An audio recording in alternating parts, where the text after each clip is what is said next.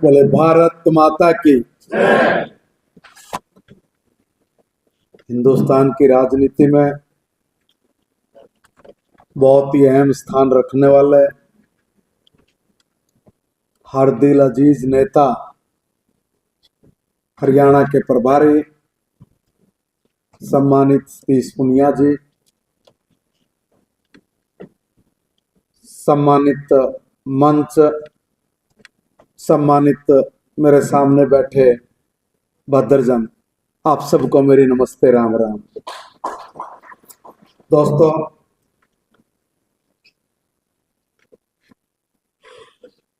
आपके हाथ में भारत का भविष्य है। मैं बैठा बैठा सोच रहा था कि मैं बोलूं क्या। थोड़ा बहुत राजनीतिक दाव पेच घुमा फिरा के कोई बात बोलता, वो पुनिया जी ने पूरी कर दी। अब सामने टीचर बैठे हो, शिक्षक बैठे हो, और एक ऐसा बच्चा खड़ा हो जाए जिसको कुछ भी आता पता ना हो,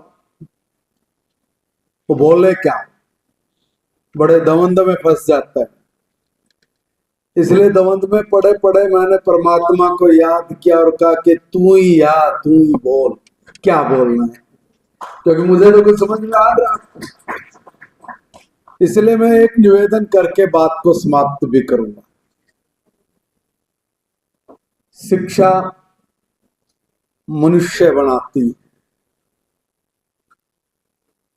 शिक्षा मनुष्य बनाती। अगर शिक्षा ना हो तो गवार, पशु, पक्षी, कुछ भी बोल लीजिए, उसमें और मनुष्य में कोई फर्क नहीं होता। और हमें मनुष्य बनाने में सबसे बड़ी भूमिका एक शिक्षक की होती है। और ये जो शिक्षक है, इस शिक्षक के सामने आज और इस शिक्षा के सामने बहुत बड़ी चुनौतियां हैं। और ऐसी चुनौतियां जिसमें एक बार तो ये लगता है कि गूगल ताई आ गई, तुम्हारी जरूरत ही क्या है भाई। रही सही कसर हुई तो इंटेलिजेंस, एआई, पता नहीं क्या क्या हो रहा है। अब तो तुम्हारी जरूरत है ही नहीं। अगर मैं एक पढ़ने वाला बच्चा हूं और मुझे कोई भी जानकारी चाहिए, 1 सेकंड में आ जाएगी। चुनौती इतनी बड़ी है, मगर एक बात सदा ध्यान में रखने की है कि बिना शिक्षक के कभी भी विद्यार्थी के जीवन में प्रकाश नहीं आ सकता। अगर विद्यार्थी को अपने जीवन में स्वावलंबन लेकर आना है, अपने जीवन में तरक्की, प्रगति, समृद्धि, उत्साह, आनंद का रास्ता अगर खोलना है, तो वो एक शिक्षक के बिना संभव नहीं। और इसलिए शिक्षक के सामने इस देश को लेके भी बहुत बड़ी बड़ी चुनौतियां हैं। दूर कौन करेगा? एक युग जिसमें चंद्रगुप्त था, अगर चाणक्य नहीं होता तो हिंदू राष्ट्र की स्थापना नहीं होती। और आज भी इस दुनिया में इस भारत को खड़ा करना है, तो ये भारत तब तक खड़ा नहीं हो सकता जब तक मेरा शिक्षक शिक्षा की चुनौतियों को एक एक विद्यार्थी को समझाकर उसको तैयार नहीं करता।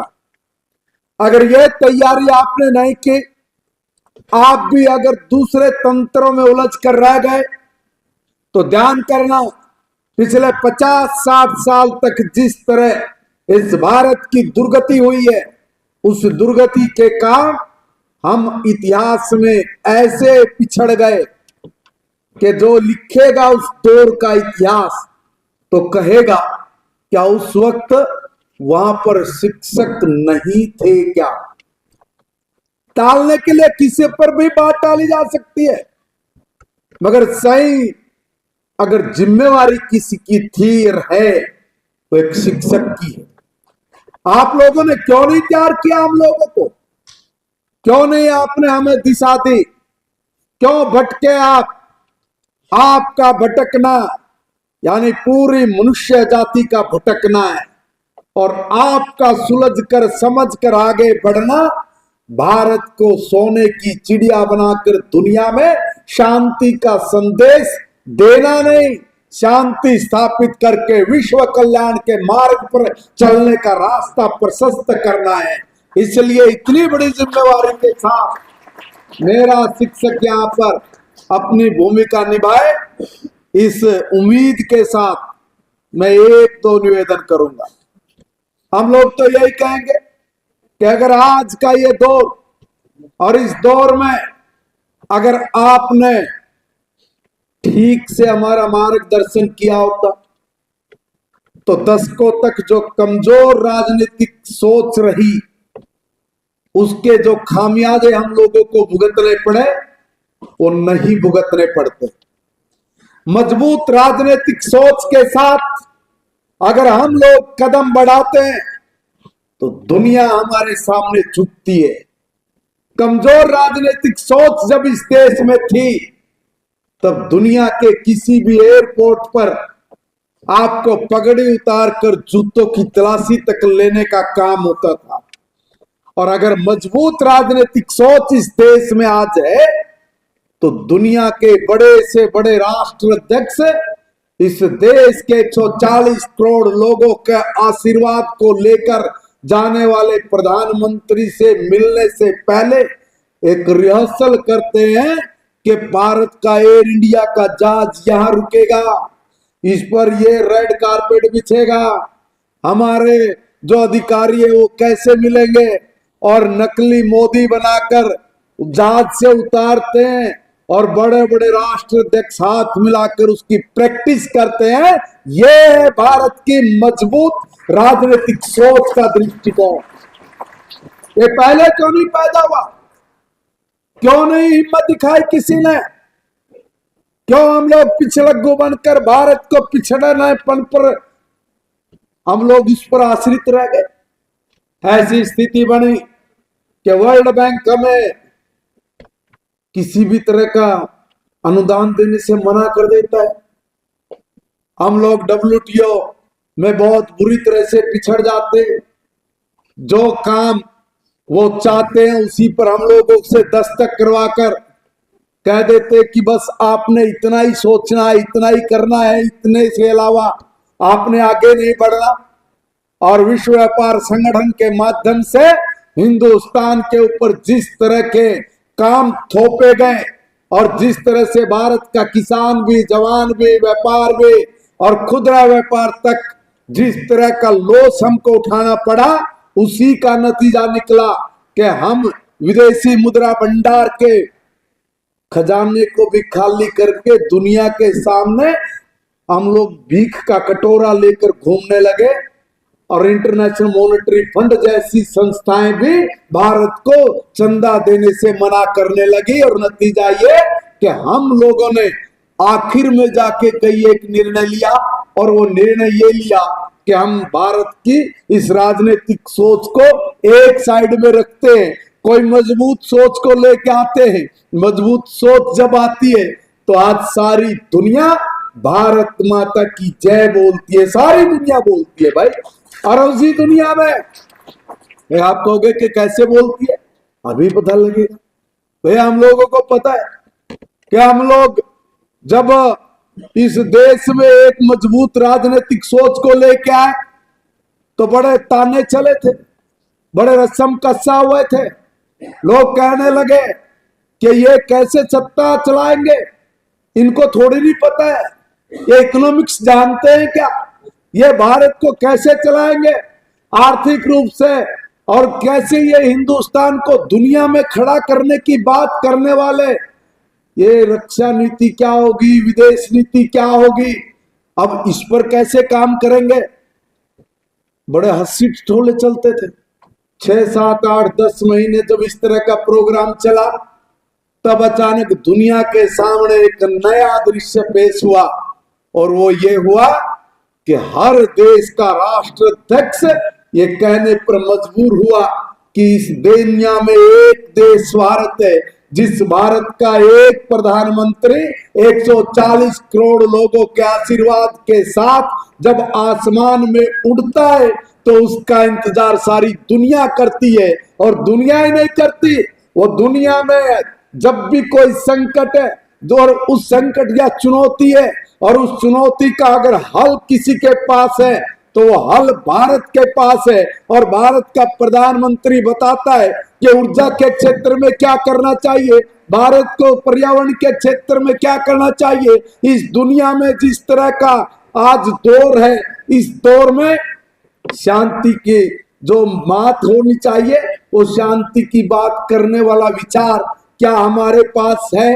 अब उनके पास नहीं है, हमारे पास है। और हमारा 140 करोड़ लोगों का प्रधानमंत्री सारी दुनिया को जाके हमारा विचार बताता है। और हमारा विचार इतना अच्छा, लाखों वर्षों से हम उसको अपने घरों में बोलते आ रहे हैं और यही विचार हमारा है। इसी विचार को पूरा करना है और इसी विचार को बच्चे बच्चे के जनमानस में बिठाकर उसको तैयार करना, ये हम शिक्षकों का काम है। और इसलिए ये विचार जब हम लोग घर में हवन करते हैं तो हवन करने के बाद पंडित जी लास्ट में 2-3 बात कहते हैं, वही हमारा विचार है। क्या बोलते हैं पंडित जी? हवन करने के बाद बच्चों के हाथ में फूल रखते हैं, थोड़ा सा प्रसाद रखते हैं हलवे खीर का, और बोलते हैं लास्ट में कि बोलो धर्म की जय हो। बोलो, मैंने बोलो भी कहा है, धर्म की, अधर्म का, प्राणियों में और विश्व का। इतना बड़ा हमारा विचार है।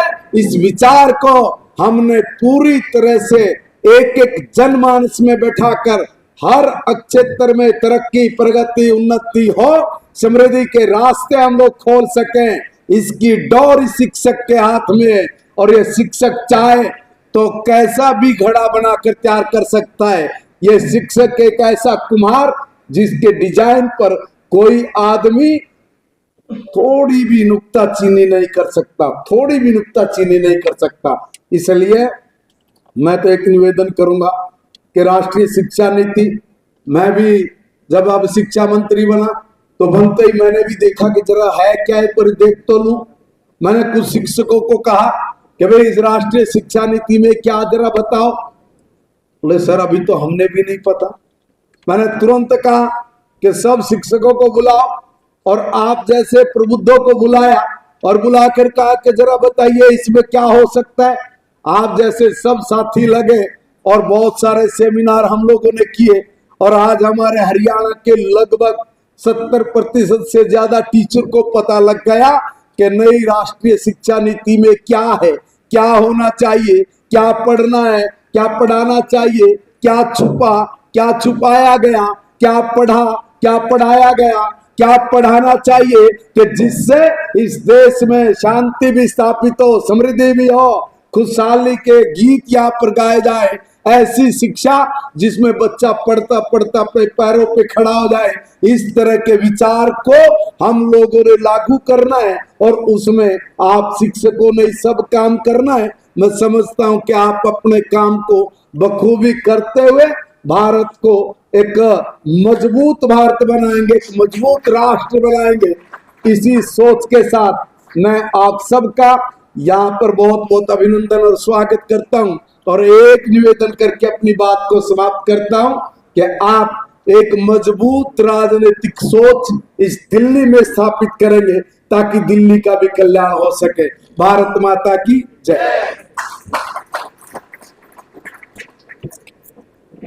इस ओजस्वी वक्तव्य के लिए बहुत बहुत धन्यवाद श्री महिपाल जी ढांडा।